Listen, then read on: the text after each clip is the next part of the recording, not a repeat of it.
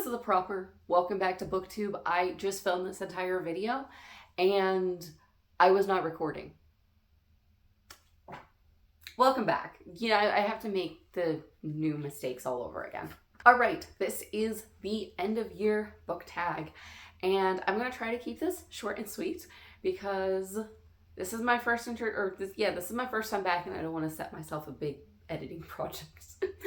But I have been working on editing this afternoon because I had 3 videos just sitting around my phone taking up space that I just haven't edited. They're all book reviews and they are all coming in the coming weeks because I am working on editing them today and getting them ready to publish.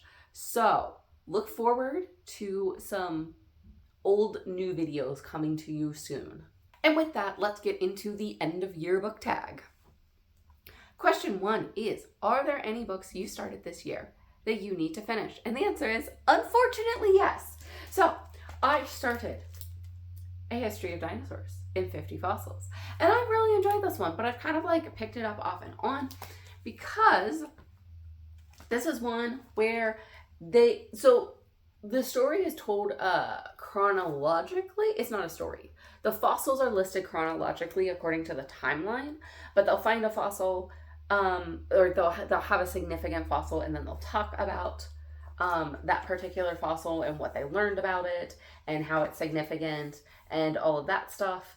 And it's really interesting and I do really like learning more about the dinosaurs and like the timeline of the dinosaurs and all of the significant finds and all of that. However, it is one of those books that you can like kind of pick up and put down, and because it's just like little bits of information and it's not a cohesive narrative that I need to know what happens next. So I think that's why it's taking me a while to read this, but I am going to finish it before the end of the year. I'm like halfway through, so it's totally possible. The other book I'm reading currently that I need to finish before the end of the year is Before We Were Trans. So this, I started the audiobook and it is brilliant and I was loving it.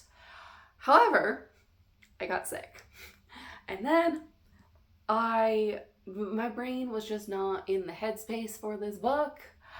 And then this book had to go back to the library before I was finished it. So I'm on hold again for it. I will be reading it before the end of the year.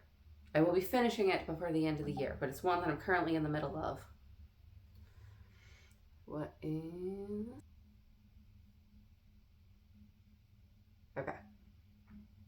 Okay, I'm gonna mute that because my sister is sending me Halloween costumes of my niece, and I'm excited. But I will get back to that in a second. Question 2 is, are there any autumnal books to transition into the end of the year? Number 1, we literally had a dusting of snow yesterday, so I think it's winter now. Number 2, I don't really read seasonally. However, I do kind of view fantasy books as autumnal. Because, and I think not just autumnal, but also like wintry. Because most winters I rewatch Lord of the Rings, so I kind of just associate cold weather, snuggly blankets, Lord of the Rings, fantasy. So not intentionally, but I did reread the first 4 Ranger's Apprentice books, and I think that counts as an autumnal book for the end of the year. Why did I reread these? Well, basically I got sick and I wanted something that was like light, that I already read and know what happens. Just kind of like a fun story to distract myself, but also like I didn't have to dedicate a lot of like brain power to.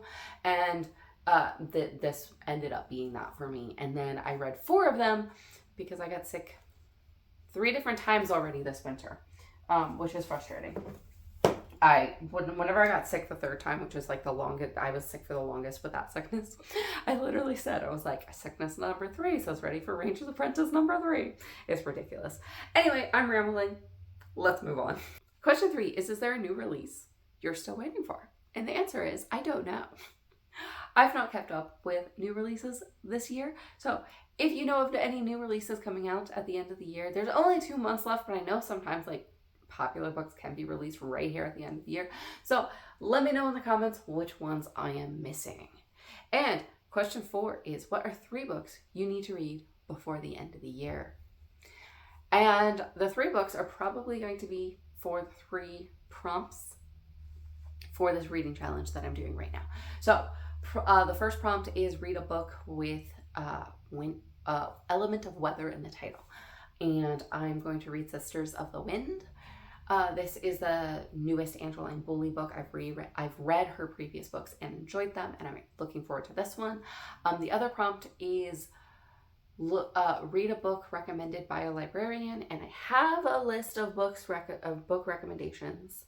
So it's probably going to be one of these. It's either going to be Dreadful, which is a fantasy, I'm pretty sure, or maybe like a cozy fantasy. I'm not exactly sure. A Winter's Promise, which is a young adult fantasy. This would be the first book in a quartet, which I have a little bit of hesitation starting this one simply because of that, which I will explain in a future question.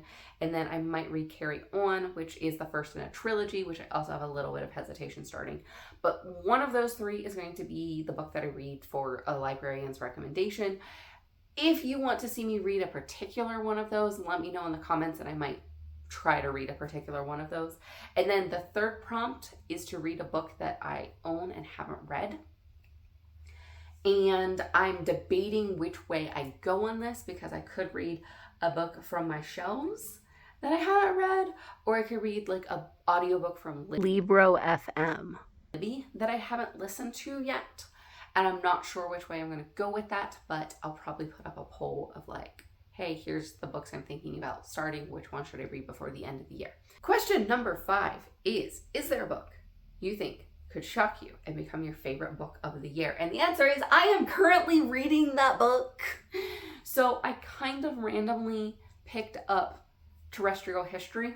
I did have Terrestrial History on like a list of books that I wanted to get to eventually. And I decided that I was just kind of looking for something to read. And I was like, I'm going to read. I actually got on my Libby app and I was like, I'm going to listen to the preview, which is like the first 5 minutes. And whichever book grabs me is the book I'm reading. And that book was Terrestrial History. And now that's what I'm reading. And I am loving it. So this book, it is, I'm going to call it a literary sci-fi.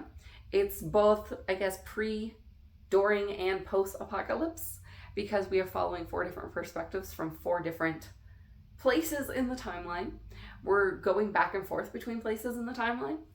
And it's brilliant and terrible because we will be following one character.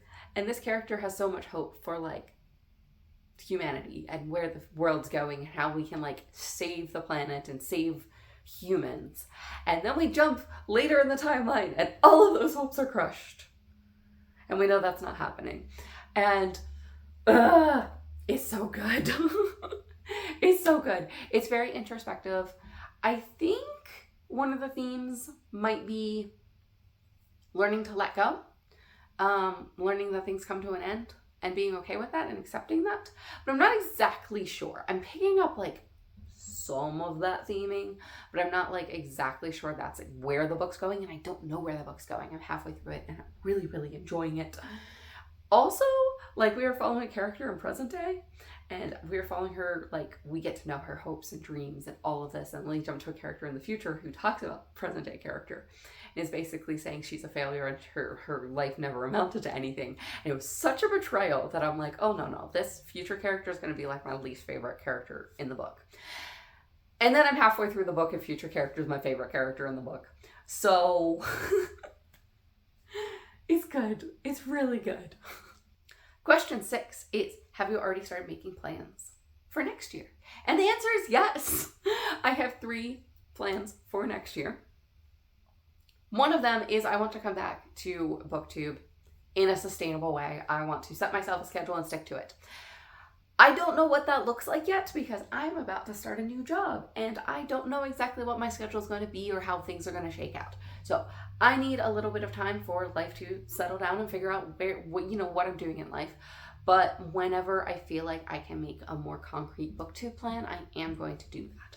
So My videos have been very sporadic this year, but I want to be more scheduled next year.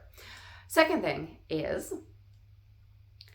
I want to finish all the series that I've started and not finished, which is so many. It is ridiculous. I am realizing there are books that I've read. I'll read a book one and be like, wow, this is amazing. This is going to be like a new favorite series. And then I never finish the series. Or I'll read a book 1 and 2 and 3 and not finish the series. But like I was absolutely loving it. And I want to do something about that. I want to actually read all of the books. And kind of related, but different, is my third goal. And that is to read more books from authors that I love. Maybe read entire catalogs from authors that I love. For example, Naomi Novik's Temeraire series is one of my favorites. I've not read her Digital Education books. Why have I not read her Digital Education books? I don't know, but I'm going to read them next year. I've read so many authors this year where I read their newest book and love it. And then I'm like, I should try all of their previous books. And then I just haven't yet this year. But next year I will, because it will be like one of my primary goals for next year is to do that. For example, this was a couple years ago. This wasn't even from this year. I love Lost Ark Dreaming. And I've not read the other books Suey Davis Okwamboa has written. And he's coming out, oh wait, is this coming out this year or is it next year? The third book in his trilogy. So it's the perfect time for me to like jump on his trilogy and read all of them. Other examples, I read Neon Yang this year. I read Brighter Than Scale, Swifter Than Flame and really loved it. And I want to read more Neon Yang. I read From Hong Kong and Percival Everett this year. And they have fairly extensive catalogs of like books they've written previously that I am interested in. And I need to get around to reading them. So those are my reading plans. I am excited to get back on here and chat about books more. So let me know if you want to do this tag in the comments. Feel free. I would love to chat with you about any of the things I talked about in this video. And I look forward to seeing you in the next video. Happy reading.